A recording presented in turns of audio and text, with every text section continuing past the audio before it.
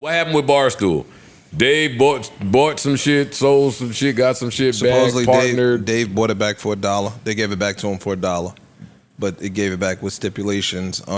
If he sells it, Who's they? Penn. Penn. What's Penn? Penn is a sports book. It's a sports book, Oh, gambling shit. like a Yes. parent company. Yeah, I think okay. of a sports Legal book. in 17 states. Got it. And then Penn went and made a deal with ESPN. ESPN. So I think them having an affiliation with Barstools might have been a conflict of interest of some sort. ESPN having a gambling How about company isn't a conflict. No, Penn Shouldn't being be. in bed with Barstools and Penn being in bed with ESPN may have been some conflict of interest. This shit all sounds a little bit messy. Sounds super sketch. Sound like grown people business to me, but Well, that's they gave it to Dave. Sport betting is for the $1. way of the future. No doubt. No question. Yeah. Everybody should be trying to align with a stakes. or a Penn is now FanDuel, rebranding DraftKings. as ESPN Bet. I just feel like ESPN owning a betting company would be a conflict of interest from a content perspective. Why? Potentially. Why? Because They don't may run no be- leagues or nothing. They're objective.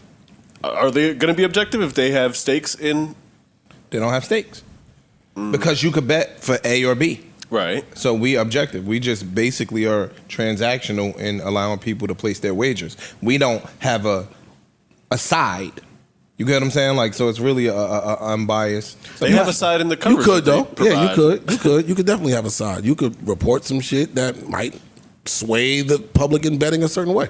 That's what I'm saying. Like they already do have a side in like the Cowboys, for instance. They even when the Cowboys are below 500 team, they still give them front page information. Like, But is But that for a reason. But that's across all. That's not just ESPN. That's every sport medium. The more popular teams, the Lakers could be trash. The Lakers are going to get coverage. The Cowboys could be trash. The Yankees could be trash. They're going to get coverage because they're the most popular franchise. Can be about it. The Yankees is absolutely trash. They are, but I'm just saying, Right like, now? it don't matter. They gonna get the same amount of coverage whether they trash or whether they good. They gonna still dominate the airways. So I think that's just a reporting thing. Like the ESPN don't make money if the Cowboys are better than last year. I don't think. Nor could any ESPN reporting sway a game. Yeah, that's what I'm saying. Yeah, but it can sway betting. Like if there's a huge boxing match coming up and they know they're the sports book and maybe you want more people to bet on this fighter as opposed to this fighter who might be. That's You betting. can start reporting some shit that'll That's betting. sway it.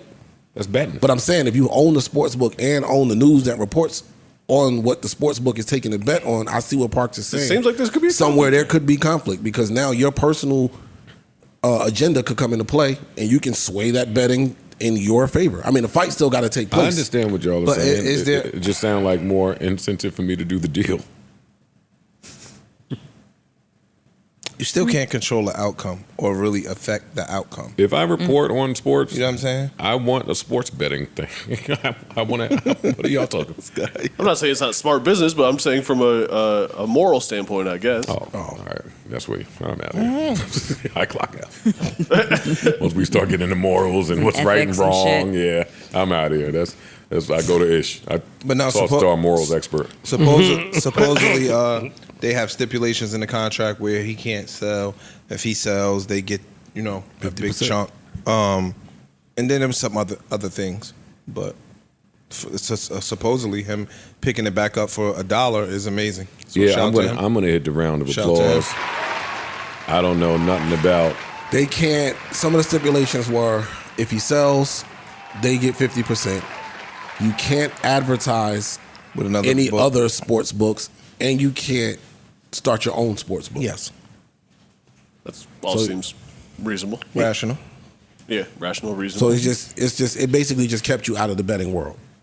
But, I mean, that's dope. He sold it for however I'm sure is How much was the Many original figures. price tag they sold it for? I don't know if A lot, I'm they sure. said it, but I don't know it off the top of my head. a lot, I'm sure. And to buy it back for $1 is already a win. That's a win, no matter what. All right, here we go. I got some info. The Barstool Alliance, is that how you say that word? I think don't so. Yeah, who knows? Whatever. The Barstool Alliance with Penn Entertainment continues to make money for Dave Portnoy. According to a regulatory filing, the founder of Barstool Sports is selling 1.25 million shares of Penn he acquired 6 months ago as part of the casino company's purchase of the media brand. With Penn shares trading around $24 on Friday, that's another $30 million payday for Portnoy. The Barstool acquisition and disposition by Penn continues to be a great deal for Portnoy, who started Barstool 2 decades ago as a newsletter distributor at tea stops around Boston. The executive reportedly sold about 51% of Barstool in 2016 to the Churning Group for roughly $5 to $8 million, based on reports at the time. If Portnoy still owned 49% when Penn bought Barstool in a series of transactions starting in 2020, he may have collected another $230 million, about half of the cash Penn paid out on top of stock for Barstool. The total potential payout for the Swampscott, Massachusetts native in stock and cash is perhaps $270 million. Wow. Penn Entertainment, meanwhile, owned 100% of Barstool for all of 6 months before jettisoning Portnoy and the Barstool brand in a deal that would make Wall Street's fictional Duke brothers proud. $1 cash, plus a non-compete and possible future payouts. Meanwhile, Penn, a publicly traded company, is taking a loss as high as $850 million on Barstool in order to flip its sports books to the ESPN bet brand. They go on to say New York is the biggest opportunity here, wrote Stifel analyst Steven something I can't pronounce Thursday, blah, blah, blah. Where it is speculated Barstool founder Dave Portnoy was one of the reasons Penn was not granted a gaming license in the state. That Portnoy risk also roiled Penn shares on at least 2 occasions on reports of behavior by Portnoy and other Barstool staffers. All right, none of that's the important stuff. I think we got the gist of it. That's kind of important too. It's that they spoiled some shit. Yeah, You know what I'm that's saying? true. Like, yo, How do we get around it? Yeah. Yeah, because they had a show on ESPN that aired 1 episode and then the relationship got spoiled. So that makes sense. Round of applause, congratulations for Dave Can't be mad Portnoy. at nobody getting 300. Not That's at a lot of money. Not at all. That's like Flo out of money.